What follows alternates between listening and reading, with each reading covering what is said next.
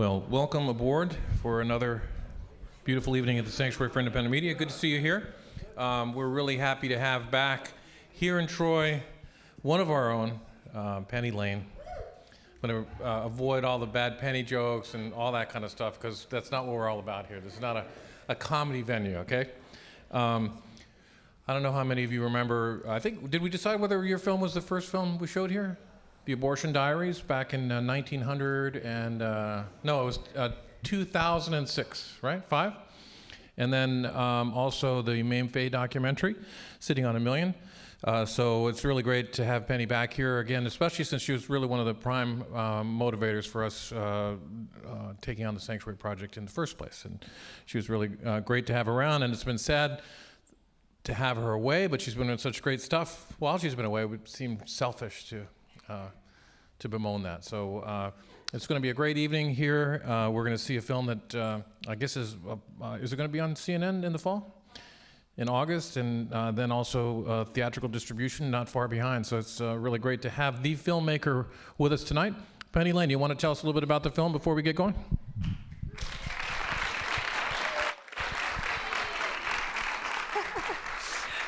It's so much fun to be here. It's kind of a trip. This is I moved to Stephentown, New York in 2005, and by total chance moved into a house across the street from Steve and Branda. And my life has been totally changed by that. I ended up going to graduate school at RPI, and there's people in this room that are my faculty members. Marianne is here, and I think Kathy High is here somewhere. So it's just really, it's really awesome to be back here. So our Nixon. I just want to say a couple things. The first is that everything in the film that you'll see is archival, so that means that it was found in the historical record. I didn't film any of the footage, and I didn't shoot any of the interviews or record any of the voiceovers. It's all stuff that was located through research. And also, if you're not, I hope you'll stay for the Q&A, because I'm really curious to hear your thoughts, but if you can't stay for the Q&A for some reason, I just recommend you at least stay through the end of the credits, because there's like a little piece of candy at the end of the credits. I think that's it. So enjoy. It's 85 minutes, so we'll talk in a little while. Bye.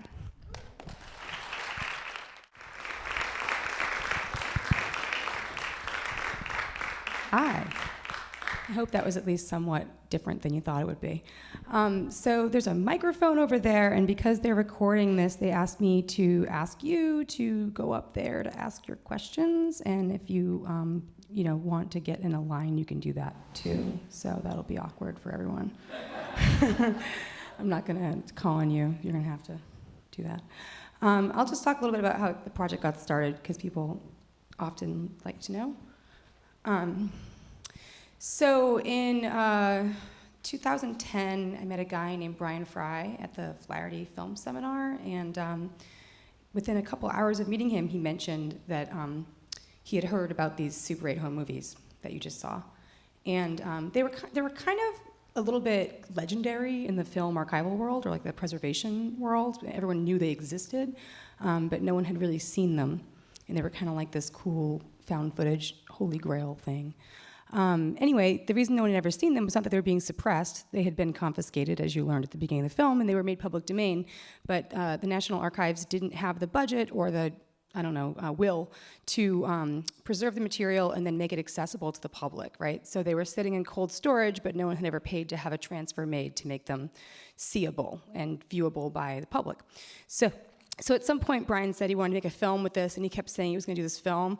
And I was like, if you're not going to do this, I'm going to do it, so maybe we should do it together so I don't steal your movie idea. And so we ended up collaborating on the film, and he's my co-producer in the film, and we worked on it together for about 2 years. So the way we came up with the film was we got the material. It's about 30 hours of home movies, and we spent a long time just looking at them. And without really doing any secondary source research initially, we knew what we knew about the Nixon presidency, which was, for him, a lot, for me, a little. And we just looked at them, and we thought, what is the story that this material wants to tell? What is it trying to say?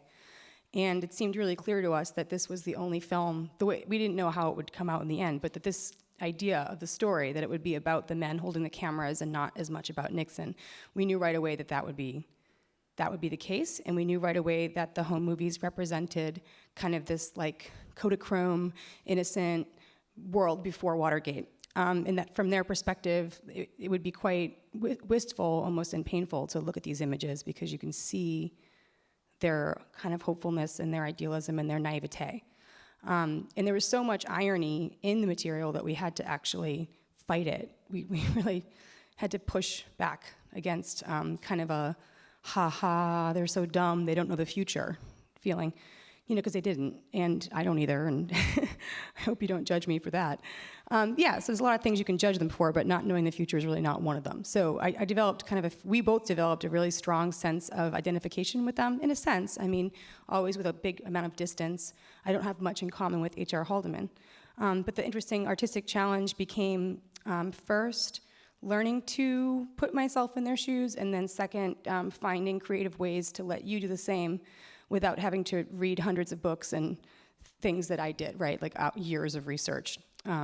So because the first two characters had passed away and the third character, Dwight Chapin, is still alive but didn't want to participate, which we were fine with, we had to go find them in the archives. So that was kind of how the process began. It really began with the home movies, and then we started adding the interviews, and then the last thing we did was we added the news clips because we started realizing that there was a need for a little bit more historical context for some of the material.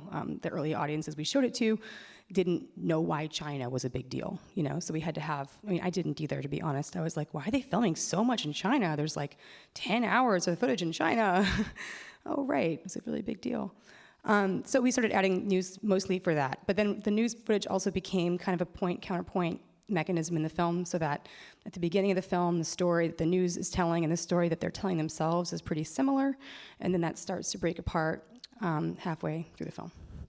So that's kind of the basic background, and I really want you guys to ask me questions. And if you're not going to go up to the mic, it's fine, because I will just do it anyway. We'll just break the rule.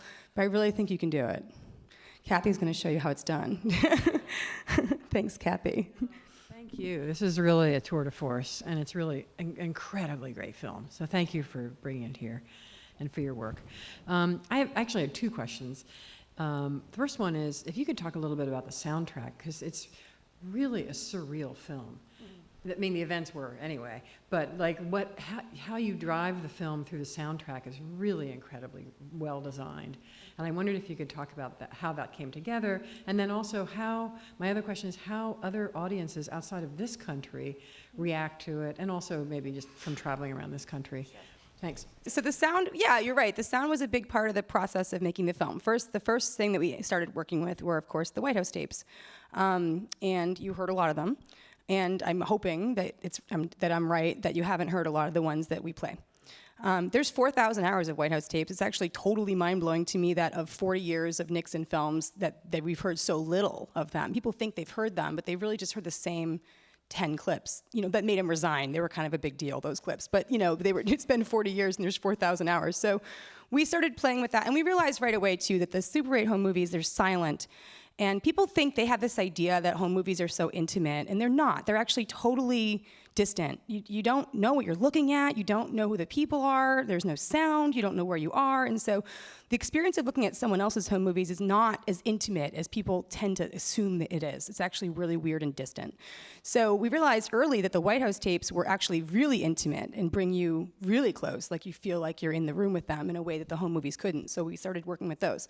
And then later, we were able to do more archival research, and we realized that the Nixon White House was obsessed with documentation, and they also had audio recorders everywhere and like all this other stuff. So we were able to do some kind of crossing and referencing. So I was like, oh, this is Idaho Falls, Idaho. I figured that out for some reason. And then I was able to search the sound archive, and I saw that there were kids singing. So I could say, well, there's some song that kids are singing. So we were able to sync that, which we were really excited about. But yeah, the sound was almost all the sound you hear in the ambient track is actually from the Nixon White House. It's from recordings from the places that they were in. So if you hear sound of Trish's wedding, that's really the sound in the room from Trish's wedding. And so, yeah, we had an incredibly good sound designer who elevated the whole thing a lot. I'm not a sound designer. We put in a lot of stuff, and then he really massaged it, I think, and made it sing. So that was that. And then, and the music, too, a lot of the music kind of also reflected that idea of found material. So a lot of the music was kind of orphan songs that we'd found that we don't know who made them or why and who put them out.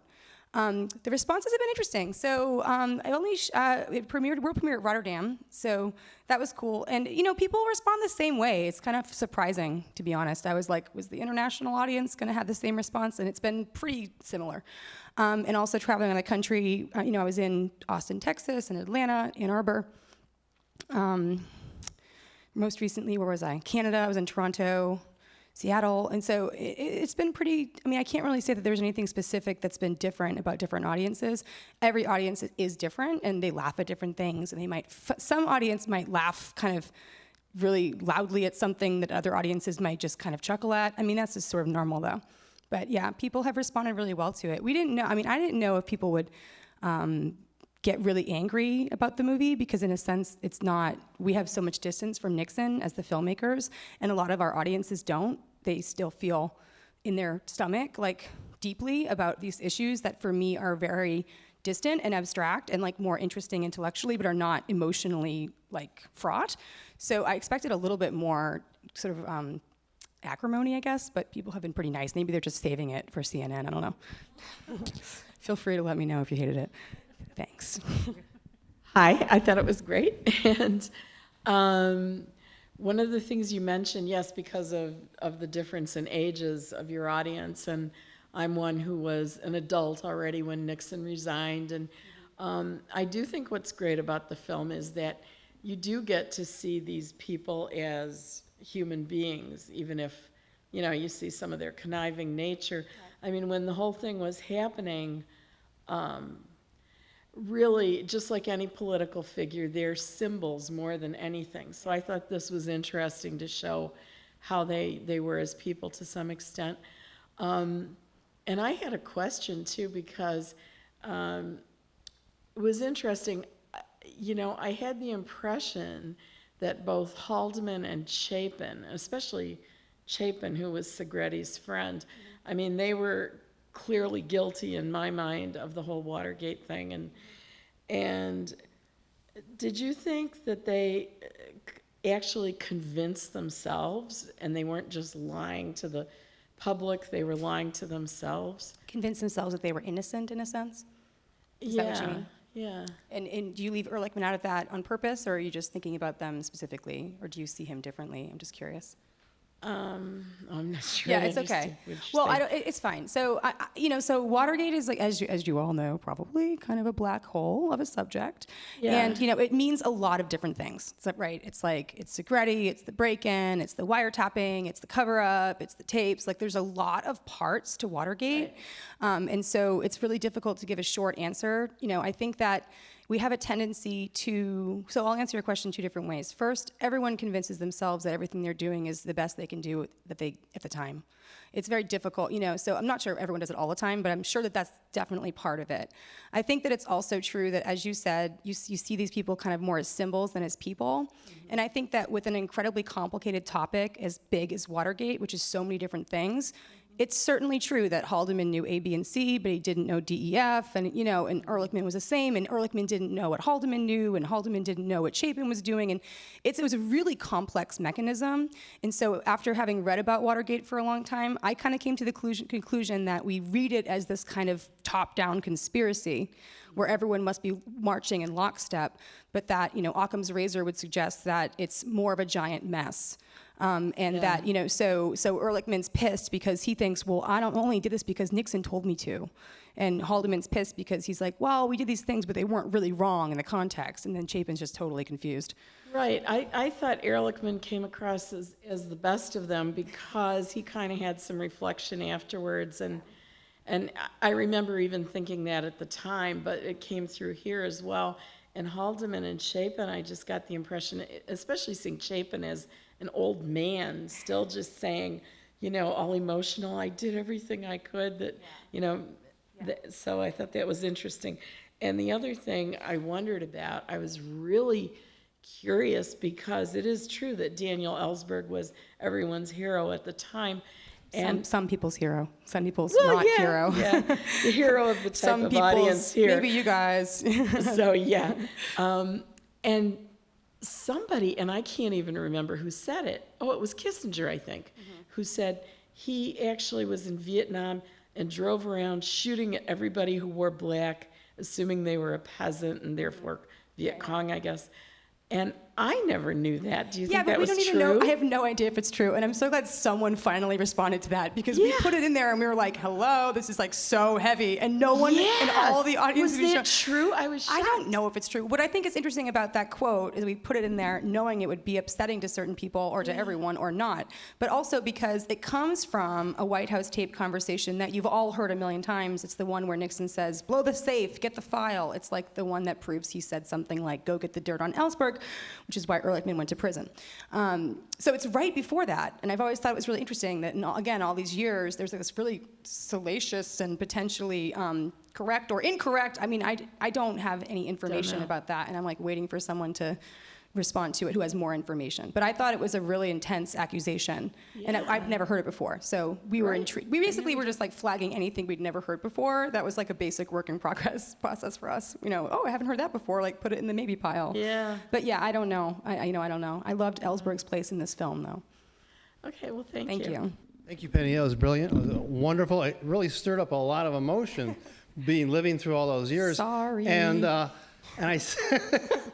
and I keep waiting for Nixon, our Nixon 2, because you have so much material, you couldn't possibly cover it all. Right. And a few people that I sincerely missed was Spiro Agnew, and John Mitchell. In the footage. Yeah, he had a couple cameos. What? Mitchell had a couple cameos. Oh, yeah, okay. But, yeah. But and then his wonderful wife, John Mitchell's wife. She's wonderful. She was like a great person too. We tried to get everyone in that was interesting, but as you could see, it was kind of like, oh, this is really about these guys. And that part with the Ray Conniff singers? Whoa! It's so fun to listen to audiences respond to that scene. It was so great. Well, and that was a great lesson in archival research for the filmmakers out there, because we literally, we had been doing all this archival research remotely for a long time, and we went in person to the Nixon library for the first time, maybe 6 months into our process, and the archivist had already pulled a bunch of stuff for us that we knew we wanted to see. But then we got there, and I asked him on the first morning, he's the AV archivist, the audiovisual archivist, and I said, what's the coolest thing you have in here that no one's ever used? And he was like, this. It was like literally sitting on his desk on DVD because he loved it that much, and he was like dying for someone to ask him that question, clearly. Great. He was like, here you go, and I just thought it was mind-blowing, and like we loved it. Wow. And it's not even a home movie, and we snuck it in, so. So I was hoping you do Nixon too. No, not going to happen. That's too bad, okay. Well, maybe one of us have to do that. Yeah, and you're welcome to do that, public domain footage. Other questions? At the beginning of the film, they're talking about the April 24th, 1971 protest, and everyone in here should note that they really cared about protest. These politicians do, plus they obsess about the newspapers. So it does make a difference whether you show up or not at something. It's not ineffective just because you think, oh, it's just another protest, another demonstration, whatever. They do care, and I was one of these professional organizers in my 20s, right? More or less professional organizers. We've been at this for a long time. In Boston, where we organized buses to go to that thing. I think we must have had at least 50 or probably 100. I don't know. I just have to laugh thinking about professional organizers, grinding out 500,000 leaflets on a Mimeo machine. Passing them out on street corners in Boston. This was way before the internet. You have no idea how much easier things are today. And then the question I have is, as a filmmaker, first of all, I'm impressed by just how much you must have had to look at to make this. But who was the best filmmaker of the three of them? That's a great question. Ehrlichman was the best cameraman. Ehrlichman was a very artistic person. He also wrote a novel. It was really good. He's a fantastic storyteller. You can see that in the film. He was also a draftsman, an artist, and a painter. I have some of his artwork. It's really fantastic. He's kind of like the granddad I wish I had. He was the best cameraman because he was very careful, and he would shoot something, like he would do a camera motion, and if he wasn't happy with it, he would do it again. Haldeman was the most prolific, so he collected the most material, so we can thank him for that, but the material's always really poorly shot. So yeah, Ehrlichman was definitely the best, in my opinion. So, for better or worse, the Nixon White House was probably the most documented White House. Yes. of before or since, for obvious reasons. At least the since, for obvious reasons. And I wonder if you have an impression after all the research you did and all the watching you did about why. Yeah. Okay. So that's a great question, and you're totally right. And it's one of the great ironies of that presidency, right? It's like the irony is so thick you have to kind of fight it, or else you're just being flip. But yeah, they were just okay. So let's start with the taping system. The taping system was actually in place during Kennedy's presidency. It remained in place during Johnson's presidency, and the only difference was that it was manual. You turned it on and off. You decided as the president when you wanted to hit record and when you wanted to hit stop. Nixon came into office and said, "I don't want this," and he tore it out. And LBJ 2 years later convinced him to put it back in. And he said, because you don't want to have a scribe in the room. You don't want to have like your person taking notes when you're sitting and talking to like other world leaders and stuff. So you want to have this record for your memoirs and for the historical record. So Nixon agreed. They put it back in, and the only reason it was automatic was that his staff assumed he was too technically incompetent to work the machine. Seriously. So that answers that question. And then up until, and so again on the tapes, and I'll move on to the other stuff in a second, up until that point, up until Nixon's presidency, the presumption by law was that materials created by staff in the White House, including the president, were personal property of those people. So if Haldeman's keeping a diary, it's his, not the government's, and not yours and mine. In 1976, Congress passed a law. It's got a long name, like the Presidential Recording Materials Preservation Act. That's totally what it is. It's totally nailed it.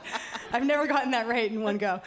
And so that law changed that presumption. So the presumption from that minute forward to encourage transparency for the historical record was to say this material is going to be presumed public unless otherwise specified, right? So the irony, as you can imagine, is that no one records anything now. Right, because you can assume that you don't want people to have your stuff. So the other part of your question is why. So it had a lot to do with Haldeman. Haldeman is just a super detail-oriented person.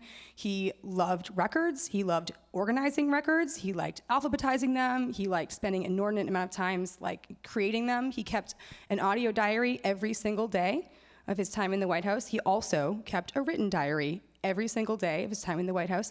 He directed a lot of the other people who were doing audio recordings and film recordings, and it was like he came from advertising, and I think he just had this obsession with documenting this wonderful presidency. I don't really think it had that much to do with Nixon, to be honest. I really see it as being Haldeman's obsession, and ultimately what made him go to prison. Again, the irony. Yeah. But yeah, it's kind of ironic because the whole idea was that, we were passing this law to make it so that we'd have more materials for historical research, and now we have less, which isn't, I'm not saying that's good or bad, but it is certainly Nixon's presidency can be seen as the end of an era, for sure. Yeah, thanks. I think it's a really interesting example of, I guess, the emergence of what we would think of as a surveillance state, but a very different perception of what it means, there's so much that's being documented here by individuals, but not a sense that any of it could ever really be sinister or that it could have some ulterior purpose, And I think about just how, what is the likelihood that there are people in the Rose Garden walking around with iPhones? I think very little. Yeah, and it's interesting because we have so much more ubiquitous media to be able to do those sorts of things, but there's so little of it happening, which to me is fascinating because it means that the ability 20, 30 years from now to be able to see this other side of an administration and individual experiences is lost. Yeah. It's gone. So, we talk about having media for the sake of accountability, but what about also just having media for the sake of alternative realities to what we experience every day? Or sort of like personal image of the world or something, yeah. And I think that's a real shame. I think it's a part that gets lost, despite the fact that we have the potential to be able to record that in so many other ways. But I guess my question following up on that is, you focused very heavily on 3 videographers. There must have been others in the collection. No, was it just the 3? Haldeman's assistant, Larry Higbee, he gets kind of a little cameo in the film. He sometimes would shoot with Haldeman's camera. So in the National Archives, he's credited as one of the camera people, and we kind of chose to leave him out because 3 is a better number than 4, and also he didn't really shoot very much. Super 8 was like an iPhone 5 at the time. It was like the coolest, newest thing. They had the brand new, it was a very new technology. Regular 8 had been around for a while, but Super 8, which allowed you just to pop a cartridge in and turn it on, was so new. And they were really into it. They were like those kind of guys who would be into it, like suburban dads, you know? And so Haldeman, Ehrlichman, and Chapin, Haldeman had the first one, and then Ehrlichman and Chapin were like, that's really cool, we want some too. And on that first trip to Germany that you see, well, to Europe that you see, they bought them in Germany. They got really high-end Super 8 cameras. Someone else may have been filming, I don't know. If they did, they didn't have the good or bad fortune to leave it in a box in their office. And then when the FBI came, they didn't find them, right? So everything that was in the White House was taken. Yeah. Thank you. Thanks. I want to make a comment about that idea of a surveillance thing, because there's sort of two things that get conflated a lot, and it makes me crazy. So like Nixon's tapes, he was taping himself. It was, there's also the wiretapping that he did, which was another thing.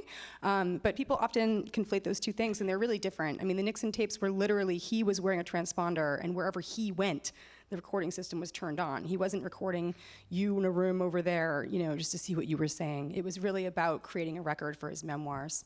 So it's really much more like a live journal than like a panopticon or something. Okay, I'll be here for a few minutes if you want to ask me more questions. Thank you, guys.